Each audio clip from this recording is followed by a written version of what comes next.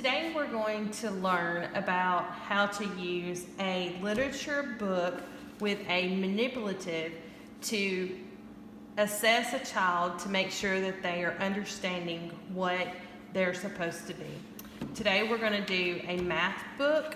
We're going to do a visual with a dinosaur stick, and then we're also going to use a vocabulary because we've been working on the word vote, and we're going to use a vote card. So let's start with math. Today we're going to read How Many Stinky Toes. And what we're going to do is when we get to a number or we try to find out how many of something there is, the child will use a flip chart and they will go through and they will find whatever number it is that we're talking about. So, for example, how many birdie beaks? So there is one.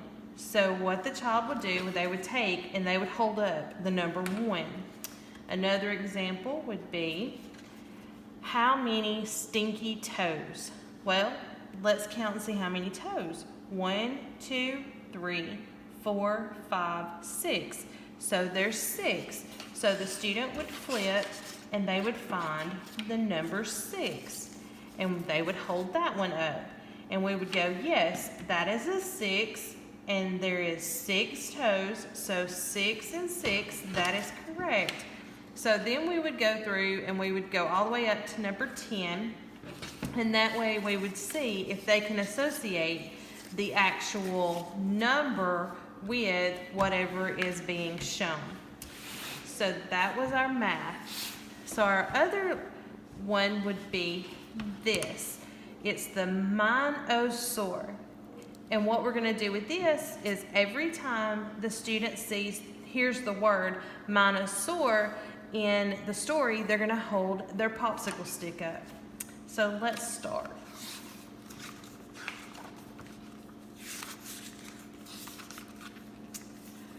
One morning, before Miss Raptor rang the bell, the dinosaurs were playing in the schoolyard.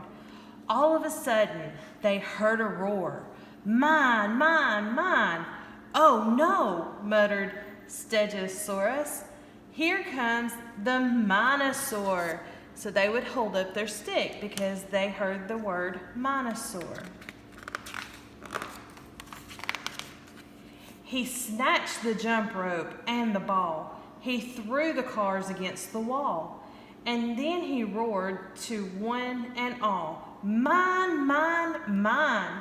So see, what we did was they were listening, and when they listened, they would hold up their popsicle stick, and that way we could know that they're listening and they can understand the different words.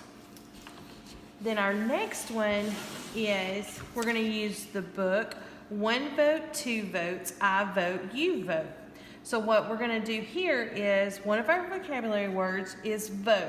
So they will go in, and every time they hear the word vote, they're going to hold up their voting card. So that way we can see that they understand what the word vote is. Voting is something we do every day. It's a way we can choose that gives us our own say. We vote, there's our vote word, so the student would hold up their vote card for class president and which snacks to get, where to go on a class trip, what to pick as a class pet. Voting gives each of us our very own voice. It allows a large group to make one single choice. How do you vote? Oh, there's our vote word. We have to hold up our vote card. With a proudly raised hand, marks on paper, thumbs up or thumbs down. Understand? Can you choose not to vote? Oh, there's our vote word, so we have to hold up the vote card. Yes, but that's a sure way to lose your own voice and to not have a say. So with this one, we're seeing our vocabulary word and we're using it to make sure that they can associate us voicing the vocabulary word to the actual word. So with these three, you're able to use the literacy and the literature books to use with the manipulatives to be able to assess the students.